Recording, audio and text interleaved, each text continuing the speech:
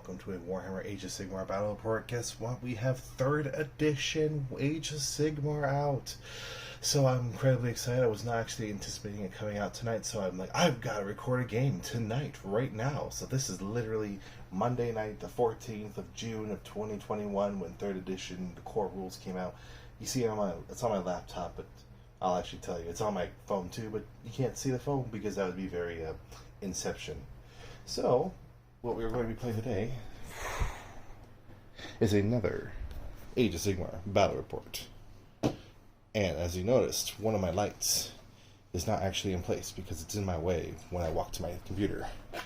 And I hold it in my hand, my beautiful desk light. Ah, there we go. Look at the beauty that is before us. So, yep, so we were playing the exact same armies I played in my last game, which is Soulblight Gravelords versus the Ogor Mawtribes. It's like 650 to 660 points, so just underscore just because of how my collections go. I wasn't able to piece them up appropriately. They ended up being vastly wide, different in points and such, so I just decided to just stick to the lower points. The particular game plan we're doing today is the fields of or places of arcane power, or basically the ones where you have one objective in each of the far corners, one in the dead center. It can only be controlled by leaders. There are 2 leaders in the Soulblights, 1 leader for the ogres, and they get points equal to the number of rounds that they can control the objective. So it's kind of a sit and hold and hope you don't get shot or killed off the table. So we'll see how that goes. To start off now, we'll say the Soulblight Gravelord list. We have the Wight King on Steed with my Sugar Skull Deus de la Muerte styled horse. Haven't finished painting him yet, but either way, he will be the general for the game. He will have the Legion of Night for support, which is the +1 saves for all the death rattle on the first turn, and then they can do deep strike from edges, which I'm not going to do for this game.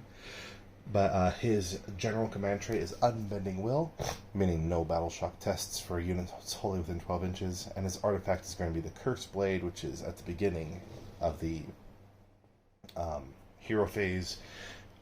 First, beginning of the game, you pick an enemy hero, and then every battle round, start of the battle round for your team, you roll a dice on a 5-up. They take a mortal wound, and he heals any lost wounds, so it's kind of a nice way to regenerate hit points. So we'll see if it does anything. He'll be supported by a Necromancer who will know Overwhelming Dread as his backup spell. The Necromancer is surrounded by a little bodyguard of 10 death rattle skeletons. Also set up in the graves, which you see the grave sites. You have 1 here, 1 there. They have to be in your own deployment, so they're just kind of dead space. 1 over here, and 1 hiding out over there. In the graves are the 20 skeletons. I didn't take them off the table because they are actually quite a handful. And then the 10 grave guard, which have the great white blades. Now, no spoiler, well, minor spoiler alert for my last game. They did nothing, and I was very disappointed. So I'm really hoping they can do something against the ogres in this game. Speaking of which, the ogres over here are the Meatfist Mawtribe again. It's the one I have memorized. It's the one tribe I like to use, so we'll just stick with them. We have my Man-Eater here standing in as my active Butcher, and his bonus spell is going to be the Greasy Deluge, which is also -1 to hit. Again, it helps me to remember the spells and such. He will be the general because he's the only hero, and he will have the artifact that gives reroll save rolls of 1, and the command trait where if he's in close combat at the start of your turn, you gain an extra command point. Supporting him, he'll have 3 units of 3 Ogre Gluttons, all with the Ironfists. I almost feel like I should swap them out because my last game I rolled a lot of 6s for them, so they would have just completely slaughtered units, but we'll just leave them as they are. And then 1 unit of 4 Leadbelchers, because I have the points, and that's what we do. So I haven't rolled off for the first turn yet, but as you see, I have it set up over here. So give me 1 second. Alright, so we're going to roll off to see who gets first turn. Red is Ogres, green is Soulblight. Alright, Ogres get first turn, and we shall begin the first 3rd edition game. Yay! Okay, here we go. Alright. Alright, so to start off with, at the start of the hero phase, both teams actually get command points, and whoever goes second actually gets an additional command point. So they'll start with 1, and then the Soulblights will start with 2. And we're actually have to get one of them little widgets to keep track of them now. The other thing, actually, you know what? The empty dice are the soulless empty undead, and the full dice cube are the full bellies of the ogres. Yay! I'm actually going to try and keep track. I usually don't, but there's a lot more cool stuff you can do with command abilities in this game now, so we'll actually pay attention. Now we're going to go ahead and do one of the heroic actions. You pick one hero, you pick one of a list of 4 different actions. There's like a healing, a bonus to your attacks, etc. One of which, the name slips my mind, I'll probably put a little footnote here, is for I roll dice on a 5-up, I gain another command point. So, I gain another command point. So they go up to 2. Very exciting. Now we'll cast our spells. We'll cast a good old classic Mystic Shield. On a 7 is successful. Let's see if we can dispel it. On a 7 is not dispelled, so we'll give reroll save rolls of 1 for this ogre unit right here. Huzzah. Alright, now we'll go ahead and do movement. So basically we'll just move everybody forward, and he is going to go ahead and move the 8 inches and essentially get within 3 inches of my objective. Now, house rule here, normally it's 6 inches for controlling objective, but because my table's so small, I make it 3 inches. It really won't matter for this game because it's really just based off the hero, so just to put it out there, though, that's kind of where we're at. This unit of 8 are basically just going to go like so. Try to screen out the gravesite. These guys over here will move forward to prepare for wherever they need to go.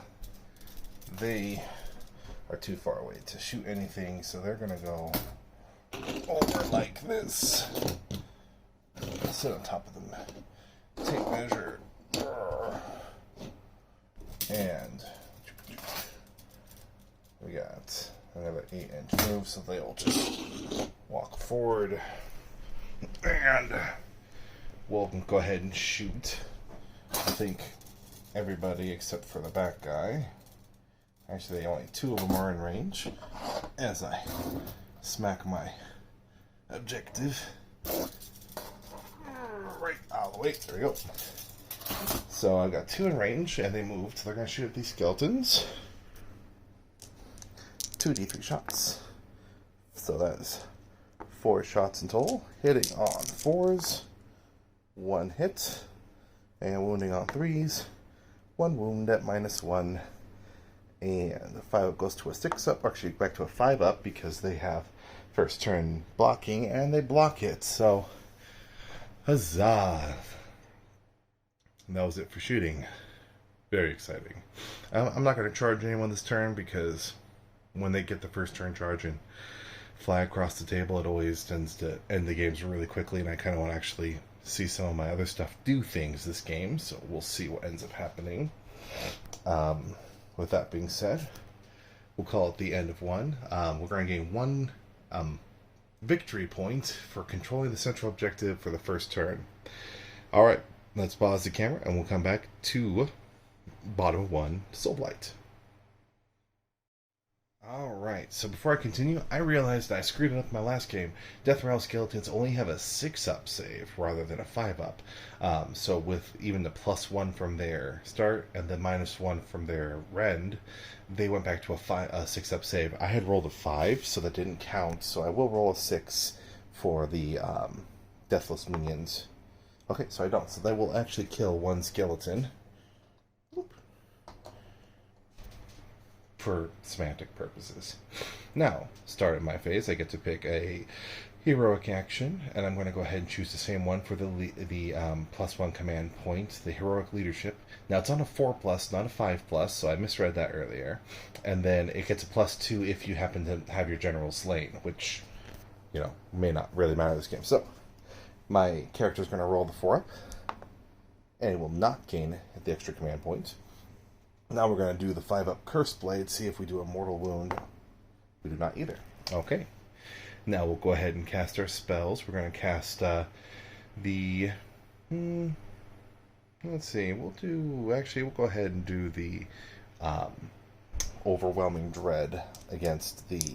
well, it doesn't matter. I have to get the spell off first on a 5. Goes off on a 6. Now we'll see if we can dispel. A 5, it does not. We'll give a -1 to the Leadbelchers over there, so they have a -1 to hit for this battle round. Now we'll go ahead and do our move up, march up, step up. So these guys easily can go here and be about 3 inches away.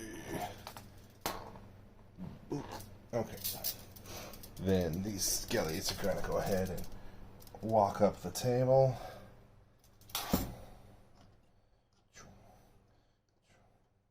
And I also have to keep in mind the new coherency rules. Since the unit has more than 5 models, I have to have at least 2 guys within reach. You know, I don't really like it. Oh, by the way, before I forget, I do my Deathly Invocations and heal the one guy back, so he'll come back up to the front over here. Anyways, I was about to say, I usually keep them within range of 2, as I literally did not do that. But, you know, that's the kind of thing. The ogres, they're all below 5 models each, so I'm not going to worry about it. But, yeah, it's kind of something I had been playing with anyway, so, you know, just trying to keep it legit. Necromancer is going to go ahead and run. We're going to play a dangerous game here. We got a 2, so he has a 7-inch move. And no, we're not going to go for it. I don't think he would have had enough move to get over there anyways, so. Alright, now we'll go ahead and at the end of the movement phase, we'll drop our blobs and get the rest of the posse going. So, alright, over here, I just shut my tape measure like a moron. They have to be within 12 inches, while being more than 9 inches away from the nearest enemy. So, let's see. So we have to be 9 inches away from them, which is roughly way back over here. So, essentially I can drop them back in here, roughly 9 inches away. We're going to drop our Grave Guard mob. And they're going to have to make a real thin line to make it.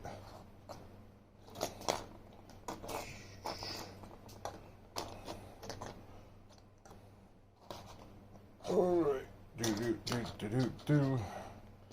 We'll put the Seneschal in front, or the champion. So they are roughly more than 9 inches away, while still being wholly within 12 inches of the bracelet. So they're very tight in there, but it's possible.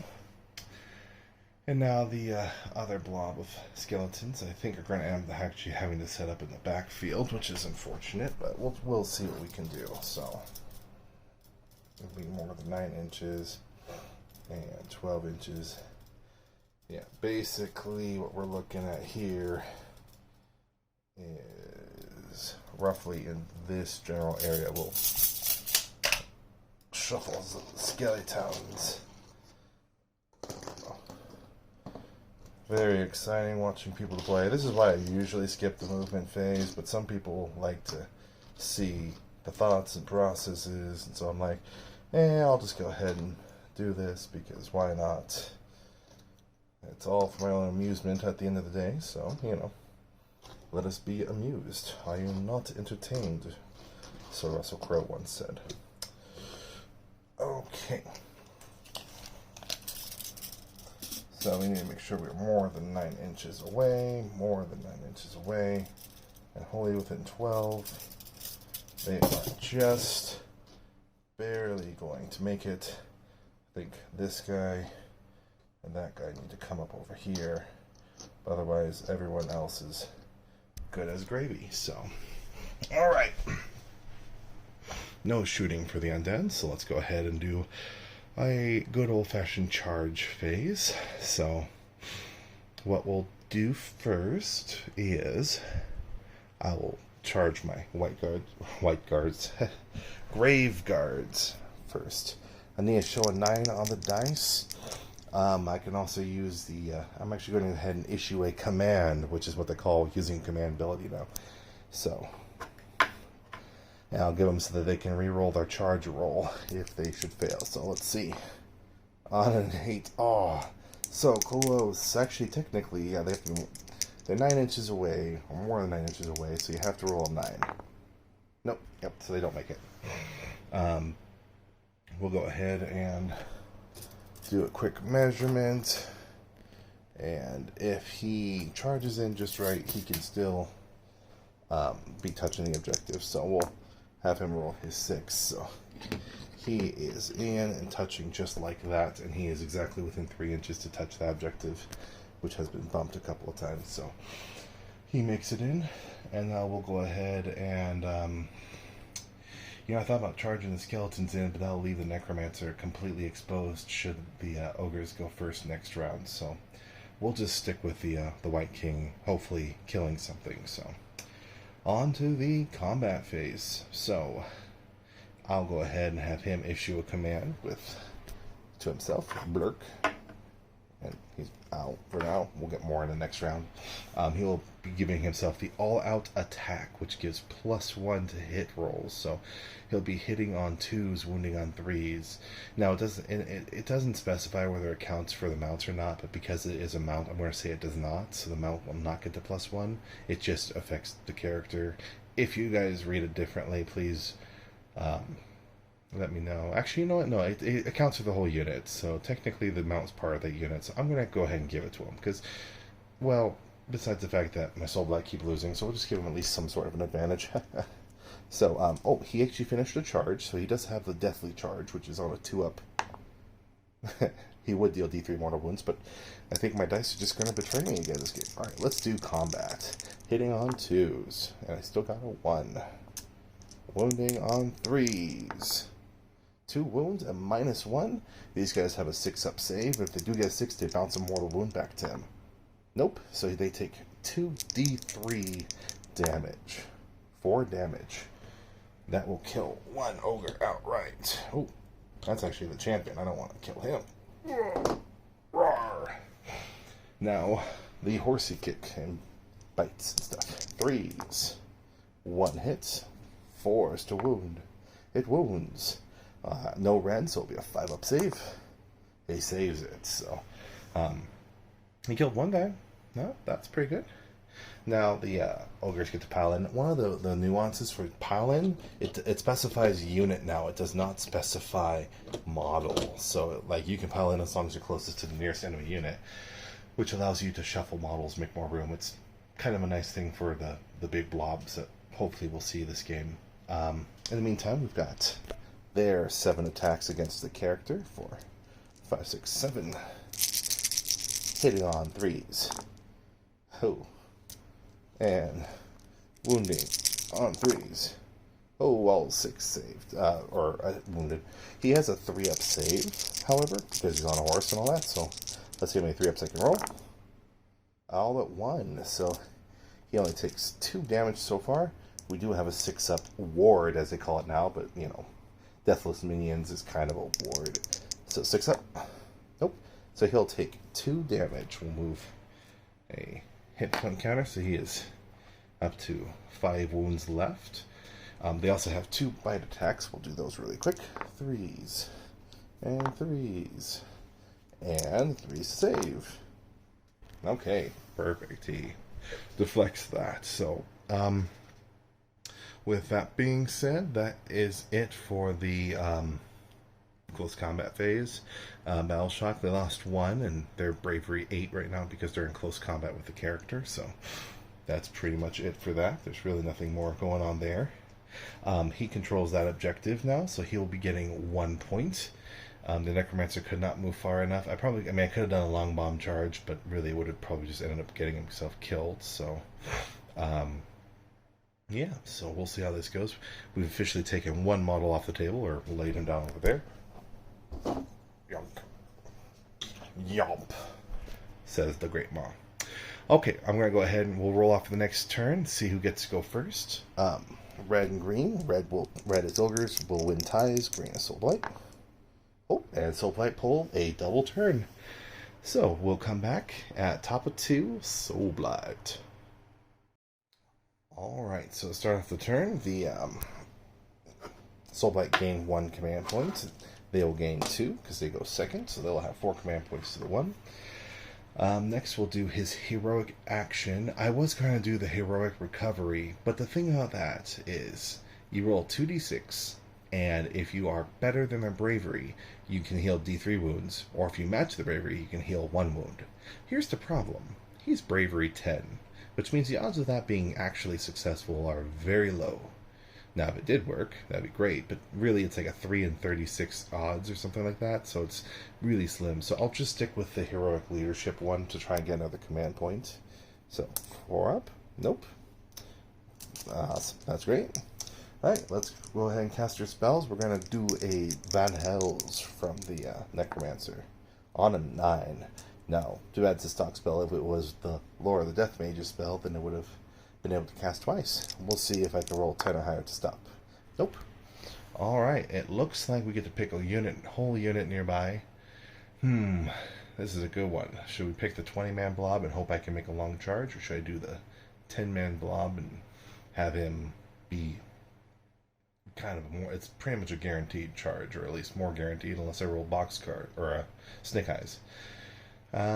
Let's go ahead and do the 20-man blob. So the 20-man blob will now be able to pile in twice. Now that's also kind of nice because with the Death Rattle Skeletons, every time they pile in, they get to do their 4-up regeneration, so that will actually matter. You can actually regenerate twice in a turn, so they have that buff.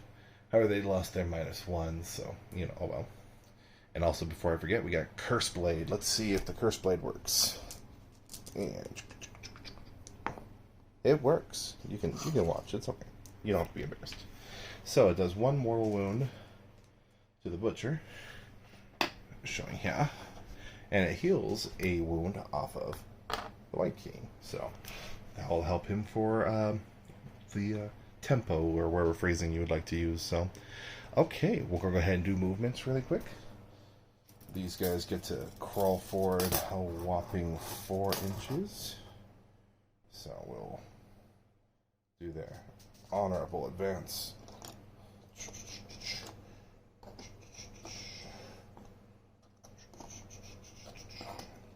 Get to do all my super fun sound effects. I know some of these kids, I don't know if I glued the torsos on right, but they lean pretty far. I don't know if it's just because it's an older model or older models or not, but they're leaning pretty feistily. So now we'll go ahead and move these blobs forward. We're going to do I keep smacking this thing. They're going to basically go up to being 3 inches away.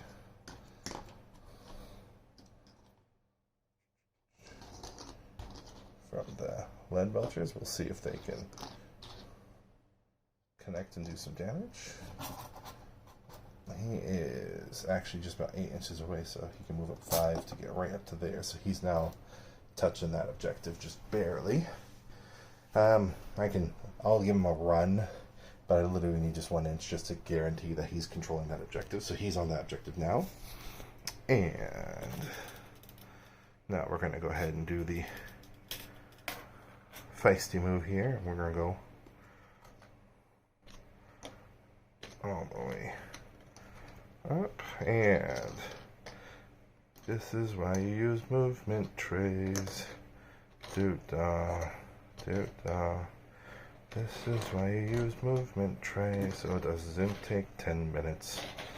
They take forever to move. Yes, they take forever to move. And that's just how it's gonna go. That's where they end their move. Hey. Alright, and he's in close combat, so that'll be the end of the movement phase. So, we shall go ahead and skip shooting, because they don't shoot, and we'll do charges. So, let me just do a quick measurement. They are like, well, 5 inches away, because they were 9 away, and they can move 4. So I will roll for their charge. However, the banner gives them, or their hornblower makes it so that when they charge, they treat any dice roll of less than 6 as a 6. So this is a guaranteed charge for them, but I just want to see if I can get wraparound. 8. Yep, so that'll be pretty good. So essentially what we'll do is bring them like so. And that coherency rule is kind of annoying because you technically have to apply it in close combat as well, so they have to still stay with at least 2 friendly models within reach of each other. And gotta make the room. Yeah, he'll go right in there. We'll do the pilot in a second, but they're on top of those guys. Now we'll do their charge here. So skeletons, let's see. Gotta roll big. 4. I think they are actually about... they are just barely outside of a 4. So we'll use the unit champion will trigger the command for doing a reroll to the charge roll. 5. That will do it because they just needed that 1. And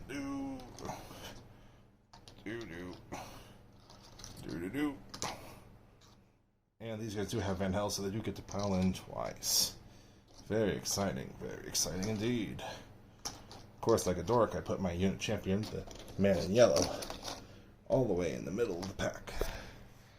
So, next charge roll, we'll do these lonely skeleton warriors way back over here. 11. Yep. Skeletons make it in.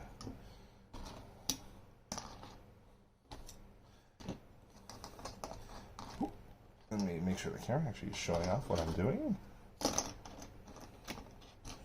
So we're going to pile them in like so.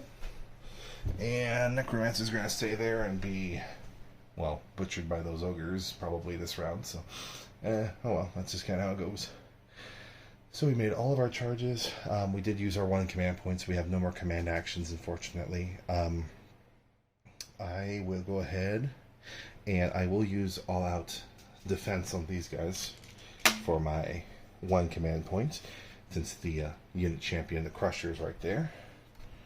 And now we'll go ahead and we'll do the Graveguard first, because I really want to see the Graveguard actually do something this game. Basically, we're just going to pile them around like so. Alright, all 10 of them are in reach. There's +1 attack from the champion, so that will be 21 attacks. That is 5, 10, 5, 10, 15, 21. And let's see if we can pick up all these dice. I just dropped 1, picking up 1, and 1 more, hitting on 3s. And we'll just pull up all the successes so far. Successes so far. That's a lot of 1s and 2s. That's unfortunate. Still blatant overkill for these ogres. Probably 4s to wound. And we have 1, 2, 3, 4, 5, 6, 7. 7 at -1. And so they had a +1 to their saves. Now they're at -1. So they're to a 5-up save. And they saved 3. So 3 mortal wounds and 1 more save. So they take 4, which is 8 damage. That will actually be just enough to kill the entire unit. However, I do need to roll 3 deathless minions to keep them alive. So I saved 1, so I trade 2 for 2, which, you know, in all honesty, I think was a good trade-off for the Graveguards this time. Oops, that's the unit champion. Don't want to give him up. Oop, we gotta pick carefully because we gotta make sure we have unit coherency. Oop. Unit coherency is very important now. Yep. So there's still everyone is touching. They're both within an inch of each other. They're all there, and technically he's not. He should have been piled in more like so. So And he's been bumped a million times, but he's like so. So that's it for there. We'll go ahead and have the Leadbelchers go next. Ooh, it is warm. It's been so we've been having a nice, good, hot heat here where I'm at, and I hope you guys probably can hear the fan in the background, but it's very warm. So we've got 2, 4, 6, 8 plus 1 is 9 attacks because they only have 2 attacks base, but they got -1 to their save or rend. 5, 6, 7, 8, 9. 3s and 3s. Ooh, there's 3 misses. So statistically average. And 3s. That's 5 at -1, so they have no save, so they go straight through. So I have 10 6-ups to make. Ooh, drop the dice. Oh, I saved 5 of them. Wow, I only lost 5 skeletons. So we'll go 1, 2 for the characters, 3, 4, and 5. Now, we'll go ahead and have them activate. So, with their activation, I roll a dice for each guy that was slain this phase. On a 4-up, they have to hop back up to fight some more. I make 1, 2, 3. This blue 6 was with the 5th dice. So I've got 3 that get to fight once more. We got the banner, the instrument, and the extra. Alright, so we have 8 attacks in total.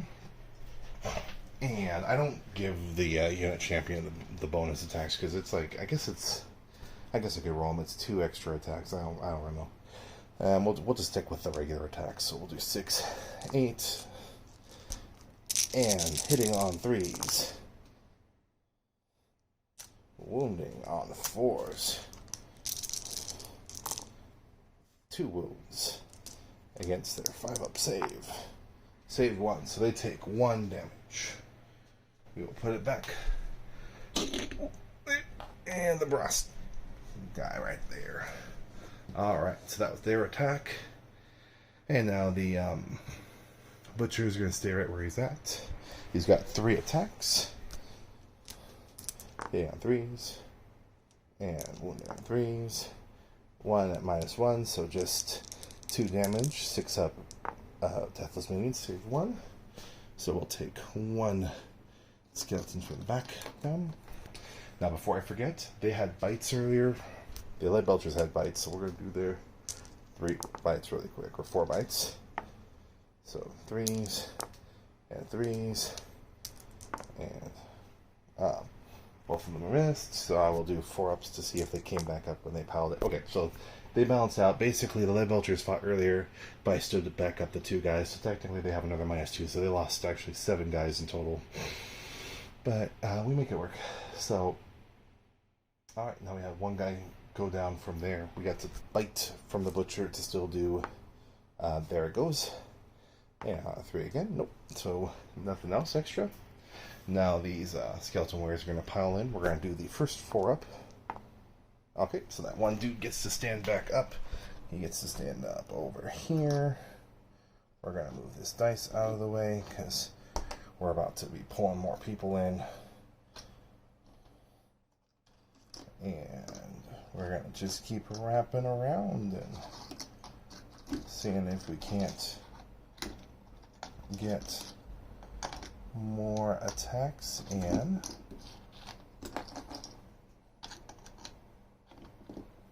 He's kind of right there, so yeah. Love this Warcry terrain, but man, when it comes to actually dealing with models around it, it's kind of a pain in the butt. So I've got 1, 2, 3, 4, 5, 6, 7, 8, 9, 10, and technically 11. So we'll make 11 attacks. We'll dedicate them all to the Butcher there. So 4, 5, 6, 7, 8, 9, 10, 11. Hitting on 3s. Okay, we got a few misses, and wounding on 4s. 2 wounds against his 5-up save. Save 1, so he's up 2 damage taken. And that's it for their pile in. So now these Gluttons are going to get to pile in and fight now. Okay, 10 attacks from them. 3 for each, and then 1 for the unit champion. And 3s. Oop, that wasn't as good as we would have liked. And 3. So 4 at no rend. 6s to save. Nope. Now it's 8 damage. I'll just roll this twice for 6 up deathless minions. So 4 dead. 8 dead. Good work, guys. They couldn't save a single thing. So we got 2, 4, 6, and 8. So, alright, so that was their regular clubs and stuff. Now we're going to go ahead and do bites. 3s and 3s. 1 6-up save. 6 up deathless minions. Nope. So another one goes down. Blurp. So that's 9 guys that died there. And now I get to do Van Hells and see if they get to pile up again. That is 9 dead. 3, 6, 9. So 9 4-ups. Ooh, we got 6 of them back. So we're going to go like so. We're going to go 1, 2.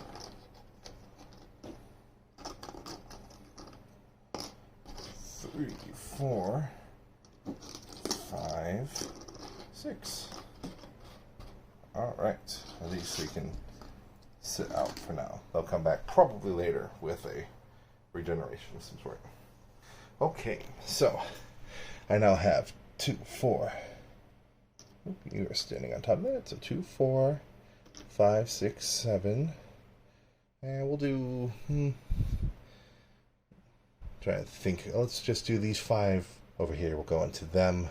And the remaining 1, 2, 3, 4, 5, 6, 7, 8, 9, and 10 can go into the butcher. So 5 and 10. First to 5 against the Gluttons. Alright. 3s. 4s. 2 with no save. And 5 up saves. Save both, and a mortal wound back. 6 up deathless minion, so that will kill another skeleton. Gotta love that.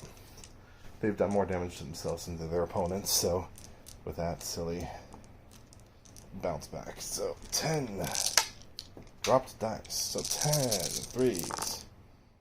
And we got and 4s. We got 4 attacks against the butcher, who is on 5 up save. We'll see how many of these he can save. He can save 3. Okay, he takes 1 more damage. He is up to 4. He has like 4 or 5 hit points left. I'd have to double check. Otherwise, that was their pile in. And I think everybody else has piled and fought where they could pile in and fight. So we'll go ahead and do the battle shock tests. The Graveguard are wholly within 12, but they only lost 2, so they're not really worried about it. We have 10 total losses here, and they are more than 12 inches outside of the Wight King, just by a little bit, so they will have to take, they're going to have to take the roll, because I don't have any command points left for them, so 1 more goes down. We'll just plunk this dude from the back. So got my little grave pile over here just to be all lazy-like. Over there they lost, let's see, it was 5, 6 for the bite, and had a couple stand back up. So they did lose 6, so we'll see if I roll a 5 or a 6, I'll lose another guy or so. 6, I lose 2 more. That's great. We'll take out the musician and this one dude right here. So otherwise, nobody else lost enough of anything to be worried about morale and the L shocks. So at this point, he's now controlling that for 2 rounds. So he has got 2 points, and the Necromancer's got 1 point for being over there. So that's 3 points. So it's 4-1, heading into the bottom of 2 Ogor Mawtribes. Alright, so we're going to start off. We're going to do our heroic action for the Butcher. I will try the heroic recovery this time because he's only bravery 8. So the odds are slightly better. So I have to roll. If we get a 9 or better, he gets D3 wounds back. If I roll an 8, he gets 1 wound, and anything less is nothing. 6 is nothing. Okay, so that was his action. Very exciting. We'll go ahead and cast the Maw next. On a 7, that will go off. Let's see if the Necromancer can dispel. 7 is not enough. So he will be targeting the skeletons around him. They're going to take D3 mortal wounds, so 3 mortal wounds. And the 3, and on a 4 up he continues. It does not continue. So it'll be 3 mortal wounds to them. I was just going to save and pile them all up. So 6 up.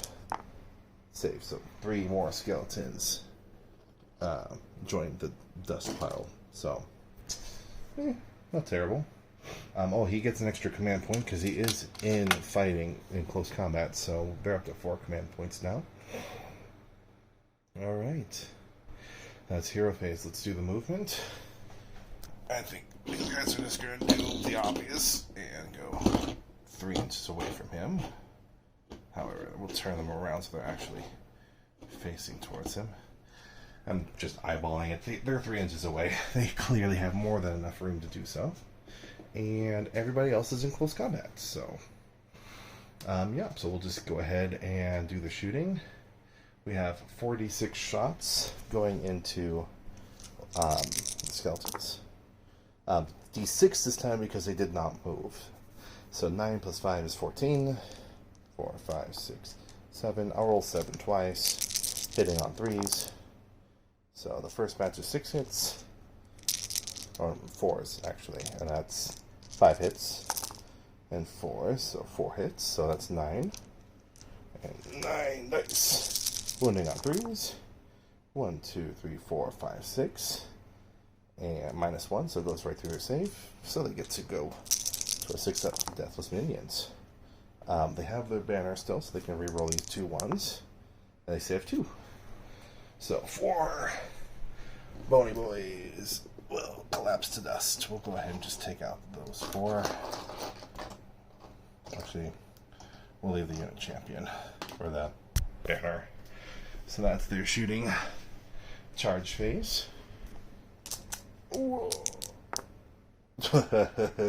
Boxcars. Alright.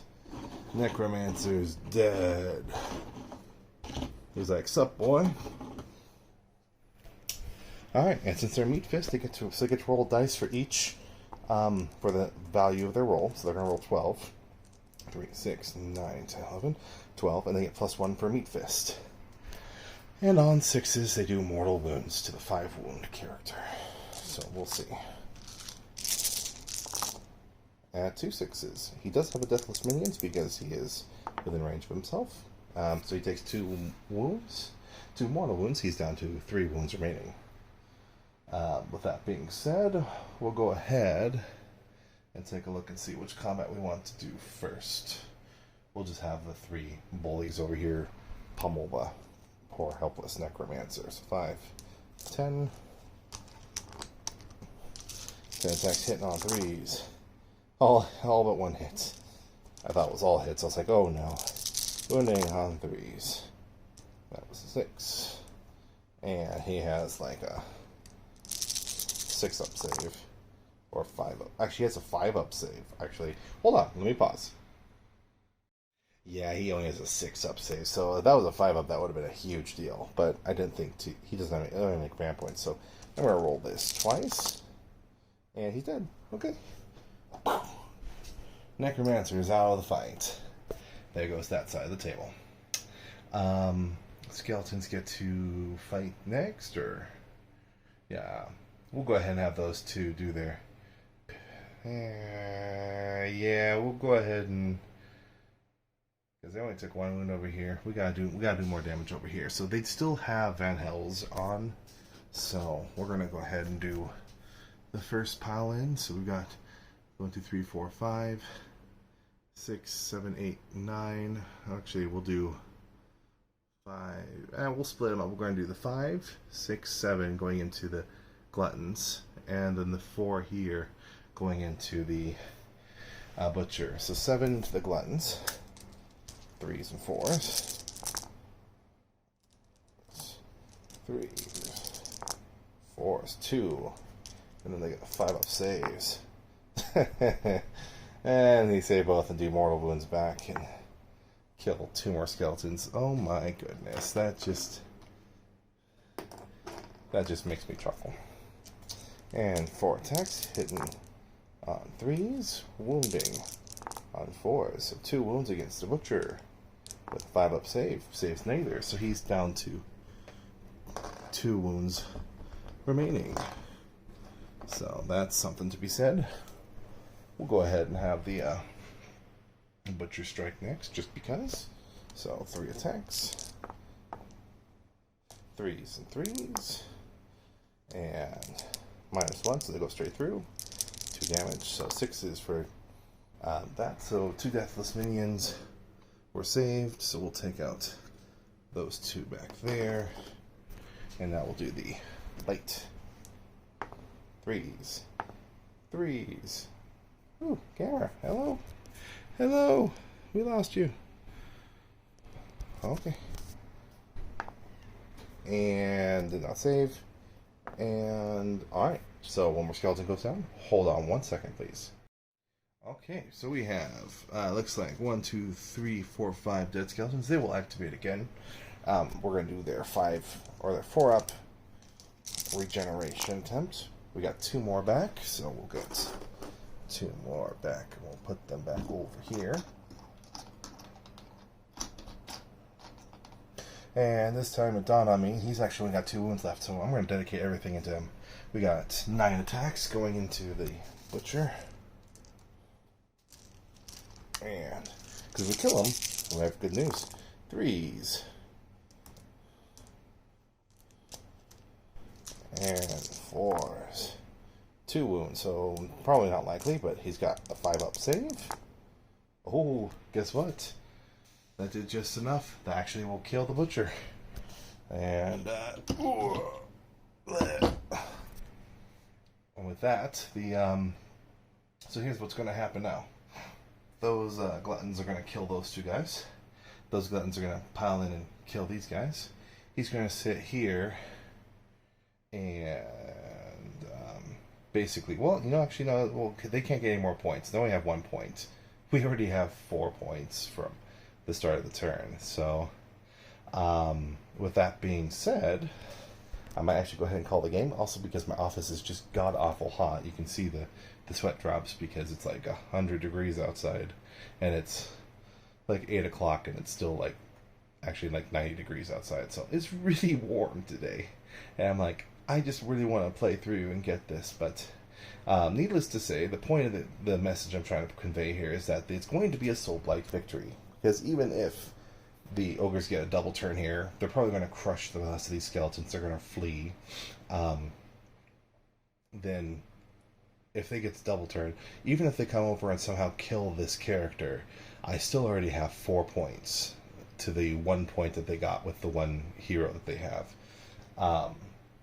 Otherwise, I mean, yeah, they still have a lot more bodies on the table. Well, powerful bodies, so to speak. But, I mean, they're spread out enough that maybe the Graveguard will take out these 3 and then take out another one, etc., etc. But even by the time they make it way over here, he's going to rack up 3, 4 points, maybe even 5 points. So, or 3 plus 4 plus 5, so up to another 12 points. So, it is definitely going to be a Soulblight victory. Now, I know it's kind of cheeky, because really the mission was definitely set up in their favor. I have to figure out a way to get some better balance on these, but, I mean, 2 characters to 1 on a mission that only characters can get the objectives, and it's kind of a tongue-in-cheek sort of thing, but, it's alright. They did what they could do, and it was pretty fun. I feel like there was very little to no difference between second and third, but it's also because I wasn't really featuring a lot of the new rules, so I apologize for that. I was just so excited. I'm like, I just gotta play a game, and I'm like, I'm doing no thing showing off the game except for the all-out attack once and the gaining command points and the heroic actions. So there's a lot more that goes on with this. There's a lot more nuances, um, with the unit coherency stuff, and then there's a whole bunch of other different command abilities. But instead of having them in one spot of that rule book that I showed you the page of earlier, they're all scattered through the book. So you kind of have to I don't know, make snippets or just kind of compile a list or something. It's a little scattered, which it makes sense for which section of the book it's in. But it would be nice if there was a reference page in the back that had all the things, all the monstrous rampages for the monsters and all the heroic actions and all the generic stuff that you have access to, because there's a bunch of generic artifacts and spells and prayers and command traits and stuff, and I didn't do any of it because I'm a lazy bum like that, and because I just played this literally I think yesterday, so this was all fresh in the mind, so it's just easier just to do this and trying to suddenly switch up and oh wait, I'm playing this now, so we're just doing that. But either way, I'm glad I finally got these guys to win. The Graveguard, again, they just didn't perform as well as I would like, but it's how it goes. It's just dice, but they did end up killing 2 Gluttons, which was kind of nice. Otherwise, yep, I think they did all right for themselves this game. I hope you guys enjoyed watching this nice, well, semi-quick report. I know it wasn't one of my end-of-turn reports, which are very quick, but either way, it was just a good chance to at least take a look through the rules and try to start cementing some of them to memory, as I'll probably be working with my local gaming club to teach people how to play 3rd edition. So tell me what you guys think. Hope you guys enjoyed it. Like, comment, subscribe, all the usual fun stuff. In the meantime, I'm going to go get a glass of water with some ice and an ice bath, because it's hot. Alright, good night, guys.